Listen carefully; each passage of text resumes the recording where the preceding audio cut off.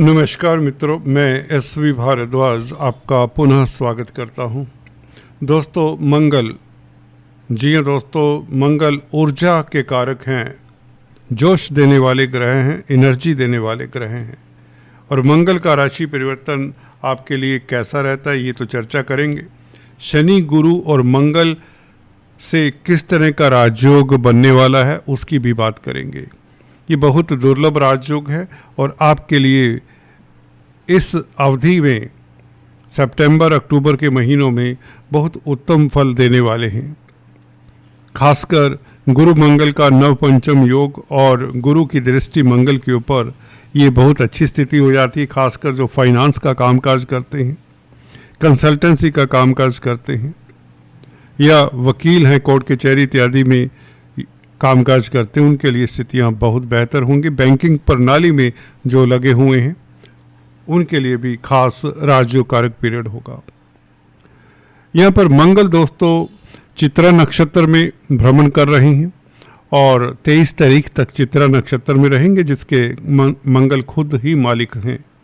उसके पश्चात राहु के नक्षत्र में, स्वाति नक्षत्र में 13 अक्टूबर तक गोचर होगा। 13 अक्टूबर के पश्चात यह गुरु के नक्षत्र में, विशाखा नक्षत्र में भ्रमण करेंगे।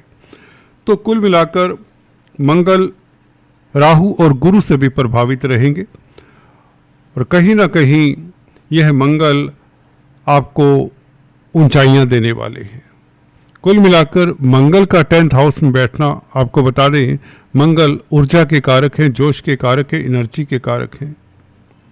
आपको कर्मठ बनाते हैं, बहादुर बनाते हैं। और 4th हाउस के ऊपर प्रभाव मंगल का आपको आत्मिक बल देता है, एक आत्म तुष्टि देता है, जॉब सेटिस्फैक्शन देता है।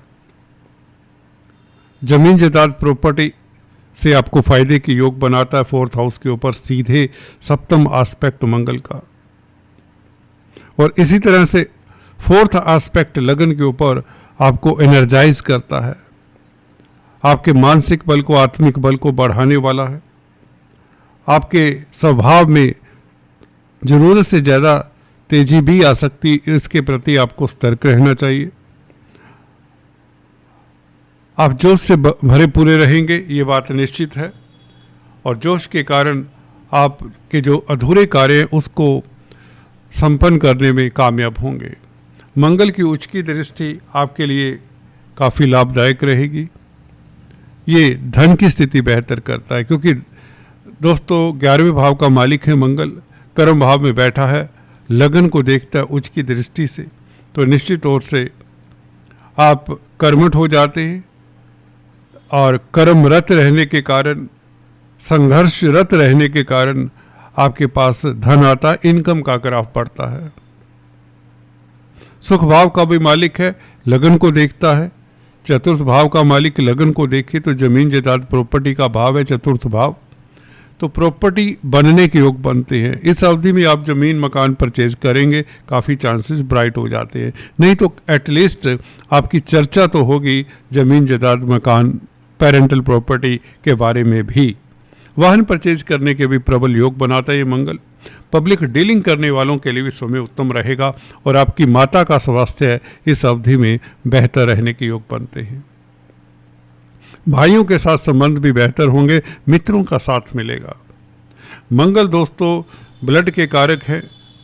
जी हाँ दोस्तों, अगर आप सर्जन हैं, डॉक्टर हैं, मेडिकल प्रोफेशन में हैं, तो आपके लिए बहुत उत्तम राजयोग बना रहा है।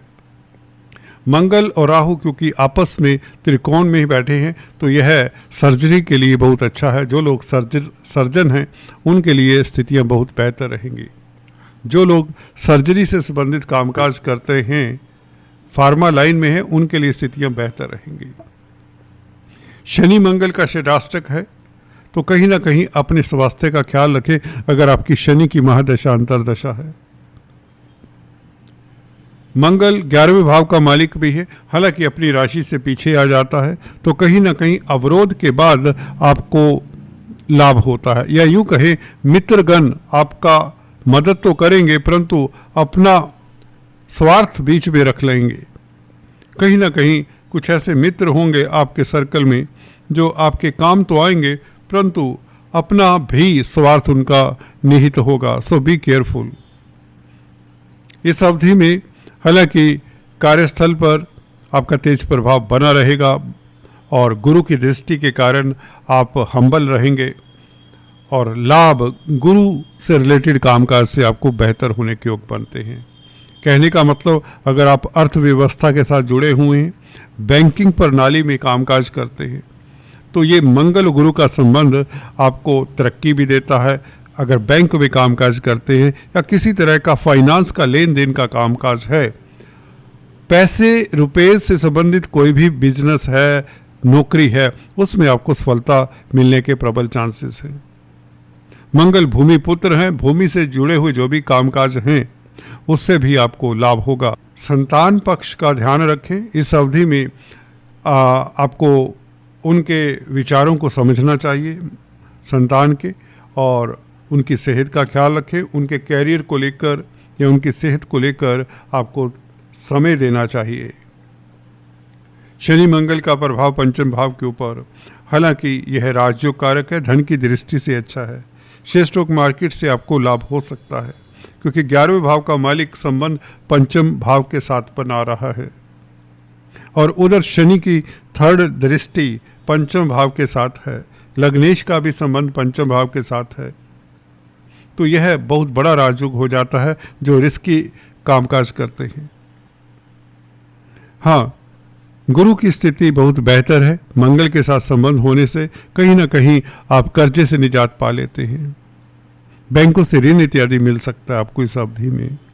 स्वास्थ्य आपका बहुत अच्छा रहेगा और विदेशों से आपको लाभ होगा। विदेशी कामकाज से आपको खास सफलता मिलने के योग बनते हैं। एक्सपोर्ट इंपोर्ट के कार्यों से खास सफलता मिल जाती है।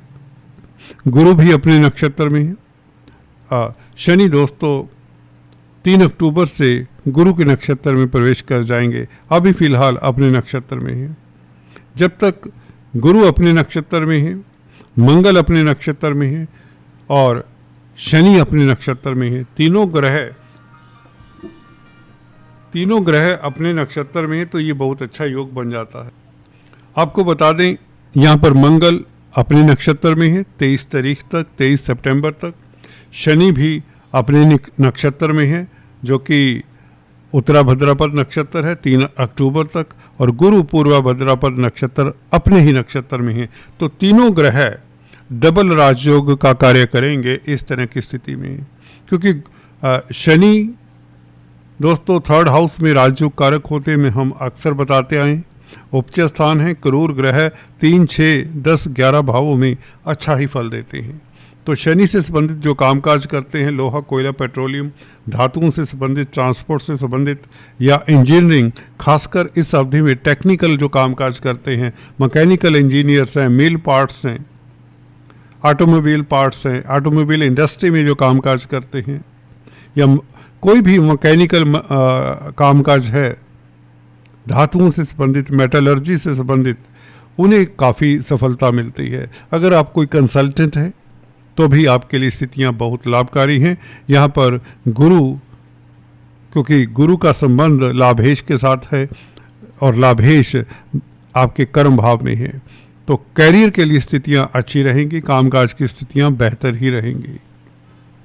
कुल मिलाकर जब तक शुक्र 15 तारीख तक, 15 सितंबर तक आपके सप्तम भाव में है, आपके कामकाज की स्थितियां बेहतर से बेहतर होती चली जाएंगी। और जैसे ही शुक्र राशि परिवर्तन करता है, आपका इंटरेस्ट डाइवर्ट हो जाता है। सो फोकस्ड रहें अपने कामकाज के प्रति। और शुक्र केतु के साथ अष्टम भाव में कहीं ना कहीं विदेशी कामकाज में तो सफलता देता है, पराविद्याओं से आपको लाभ हो सकता है इस अवधि में।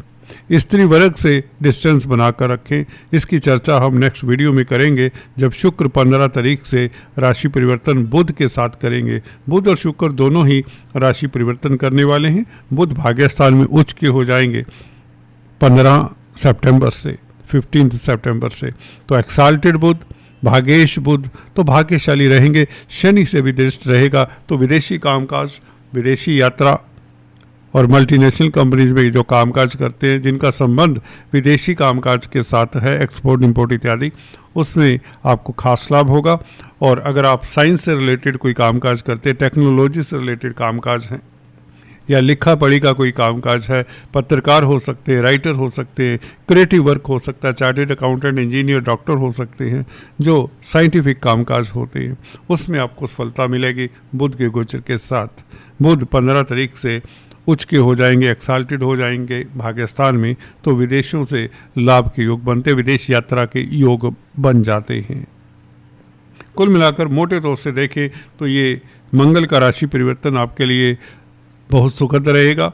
ये कैरियर के लिए बहुत बड़ी ये सफलता का कारण बनेगा। अगर आप परिवर्तन चाहते हैं अपने कैरियर में, रोजगार में, तो इस अवधि में आप विचार कर सकते हैं, परंतु जरूरी नहीं कि ये परिवर्तन आपको अभी करना है। आप इसके लिए इंतजार कर सकते हैं जब तक शनि मार्गी हो, क्योंकि शनि अभी वक्री है। कुल मिलाकर आज इतना ही, फिर से मिलते हैं, तब तक के लिए please stay tuned. Thanks for watching this video.